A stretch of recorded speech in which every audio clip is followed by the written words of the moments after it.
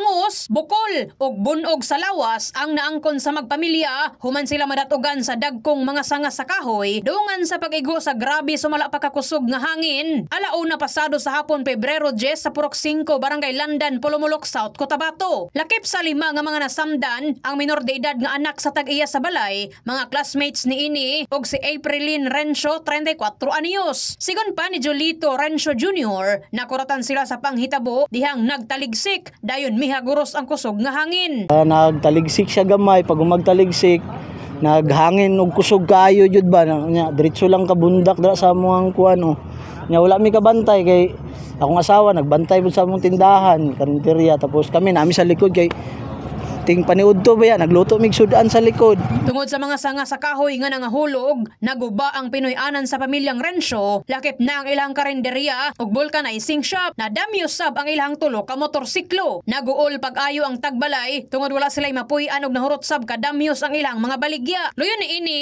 naghatag na sumala pa og mga food packs ang Barangay Council sa Landan sa apektadong pamilya, samtang nanuktok sab sila sa kasing-kasing sa publiko nga sila ang matabangan makapatukod balik sa ilahang balay. Ang ginuuna na ko akong anak mo to ning kamot kog kamang pagkabali sa kahoy. Nakita akong anak pagawas nako. Singgit na agay unyang isa ningon anti kalipungon ko.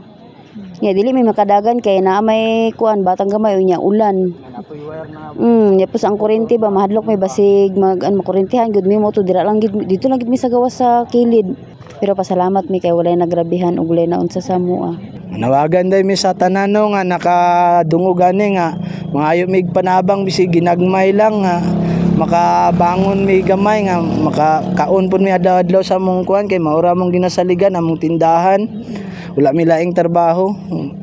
Og kinsay ganahan ra mo dunit og kanang mga sin, mga materyales. Magpasalamat nilang midaan nga naa. In the heart of changing lives, kini sa enami mugpon sa 89.5 Brigada News FM Jensen. The Music News Authority.